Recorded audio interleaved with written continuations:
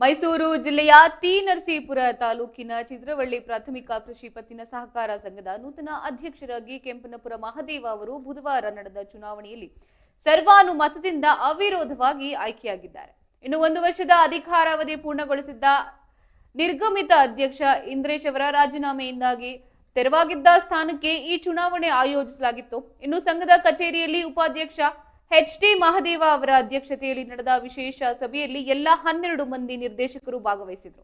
ಇನ್ನು ನಾಮಪತ್ರ ಸಲ್ಲಿಕೆಯ ಅವಧಿಯಲ್ಲಿ ಕೆಂಪನಪುರ ಮಹದೇವ ಅವರು ಮಾತ್ರ ನಾಮಪತ್ರವನ್ನ ಸಲ್ಲಿಸಿದ್ರಿಂದ ಚುನಾವಣಾಧಿಕಾರಿ ಹಾಗೂ ಸಂಘದ ಕಾರ್ಯನಿರ್ವಹಣಾಧಿಕಾರಿ ಸಿ.ಪಿ. ರಾಜೇಂದ್ರ ಪ್ರಸಾದ್ ಅವರು ಅವಿರೋಧ ಆಯ್ಕೆಯನ್ನ ಅಧಿಕೃತವಾಗಿ ಘೋಷಿಸಿದ್ದಾರೆ.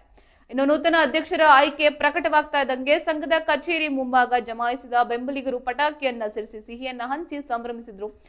ಕೆಂಪನಪುರ ಮಹದೇವ ಅವರಿಗೆ ಮೈಸೂರು ಪೇಟವನ್ನ ತೊಡಿಸಿ ರೇಷ್ಮೆ ಹೂವಿನ ಹಾರ ಹಾಕಿ ಭವ್ಯವಾಗಿ ಅಭಿನಂದಿಸಿದ್ದಾರೆ.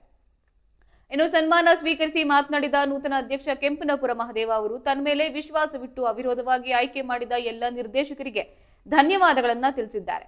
ಶಾಸಕ ಡಾಕ್ಟರ್ ಎಚ್.ಸಿ. ಮಹದೇವಪ್ಪ ಹಾಗೂ ಸಂಸದ ಸುನೀಲ್ ಬೋಸ್ ಅವರ ಸಹಕಾರದೊಂದಿಗೆ ಸಂಘದ ಅಗತ್ಯವಿರುವ ಸರ್ಕಾರಿ ಅನುದಾನ ತರಲು ಪ್ರಾಮಾಣಿಕ ಪ್ರಯತ್ನವನ್ನ ಮಾಡಲಾಗುತ್ತೆ. ಇನ್ನು ರೈತರಿಗೆ ಕೃಷಿ ಹಾಗೂ ವಿವಿಧ ಸಾಲ ಸೌಲಭ್ಯಗಳನ್ನ ಪಾರದರ್ಶಕವಾಗಿ ತಲುಪಿಸಲಾಗುವುದು. ಇನ್ನು ಸಂಘಕ್ಕೆ ಈಗಾಗಲೇ ನಿವೇಶನ ಖರೀದಿಸಿರೋದ್ರಿಂದ ತನ್ನ ಅಧಿಕಾರಾವಧಿಯಲ್ಲೇ ನೂತನ ಸುಸಜ್ಜಿತ ಕಟ್ಟಡವನ್ನ ನಿರ್ಮಾಣಕ್ಕೆ ಕ್ರಮ ಕೈಗೊಳ್ಳಲಾಗುತ್ತೆ ಎಂದು ತಮ್ಮ ಮುಂದಿನ ಯೋಜನೆಗಳನ್ನ ಹಂಚಿಕೊಂಡಿದ್ದಾರೆ. ಇನ್ನು ನಿರ್ಗಮಿತ ಅಧ್ಯಕ್ಷ ಇಂದ್ರೇಶ್ ಅವರು ಮಾತನಾಡಿ ಕಳೆದ 1 ವರ್ಷದ ತಮ್ಮ ಅಧಿಕಾರಾವಧಿಯಲ್ಲಿ ಸಹಕರಿಸಿದ ಎಲ್ಲರಿಗೂ ಕೃತಜ್ಞತೆಯನ್ನ ಸಲ್ಲಿಸಿ ನೂತನ ಅಧ್ಯಕ್ಷರ ನೇತೃತ್ವದಲ್ಲಿ ಸಂಘ ಮತ್ತಷ್ಟು ಪ್ರಗತಿಯನ್ನ ಹೊಂದಲಿ ಎಂದು ಶುಭವನ್ನ ಹಾರೈಸಿದ್ದಾರೆ.